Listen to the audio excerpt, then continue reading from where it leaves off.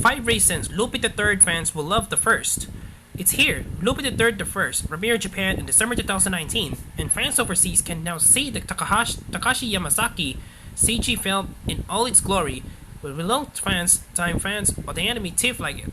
Without a doubt, Yamazaki already proved he can handle classic franchises with Stand By Me Doraemon and Dragon Quest Your Story, but in case you need a little more convincing, here are 5 things we think Lupin fans will be glad to see in the new movie.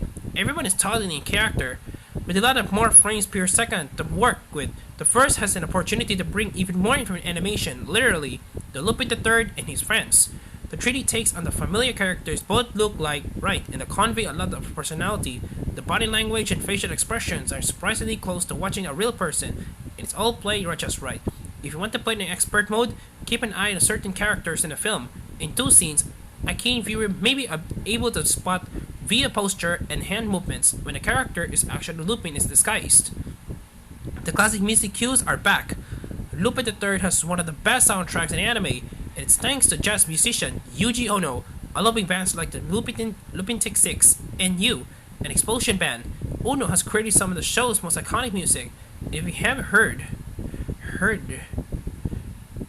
if you wait. If you have a favorite tune from the show's history, you're unlikely to hear it in the first. Keep your eyes peeled for new orchestration of Superhero, Senigata March, and Blue Jacket era tune, Bueno Bueno. And of course, the theme tune. In fact, the only one that seems to be missing is Fire Treasure, but with so much else in the soundtrack, that's alright. It's a contemporary with the manga. Lupin the Third has a lot of purity which really messes with the show's main concept. Not that we really care. The gang is cool, no matter what era they're in. But there's something extra cool about seeing them operate in what will have been the setting of Monkey Punch's original manga. The first takes place nearly approximately 20 years after the end of the World War II, judging by the age of guest heroine, Laetita. This plays the film contemporary to the manga's debut in 1967. Not only is it fun to see the story back in its original setting, it means that we can talk about Lupin's equally famous granddad again. It's called the First for a reason. Lupin the Third is a grandson of Arsène Lupin, the gentleman thief created by French author Maurice Leblanc. As he operates in the 21st century, we kind of handwave his genealogy these days, but back in the 1960s, the pedigree is relevant once again. Lupin's main goal in the film, stealing the legendary Bresson Diary, is part of the goal to complete one of his grandfather's failed heist.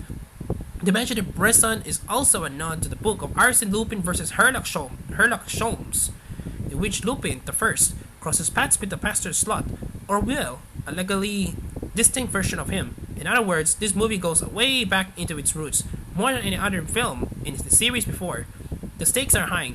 It's rarely just a simple heist in a Lupin the Third movie or series. There's a kingdom at stake, or global corruption to stop, or Leonardo da Vinci is back from the dead. You know, the big stuff. The first is no one different. What starts as a fight over a diary ends up putting the fate of the world in the balance. The final act goes full Indiana Jones with ancient science, magic, and deadly puzzle rooms. Sure, they may be thieves, but they are kind of saving the world. It's no wonder Senigata cuts the gang a lot of slacks. You can buy Lupin the Third the First now. What are you most excited to see in the new film?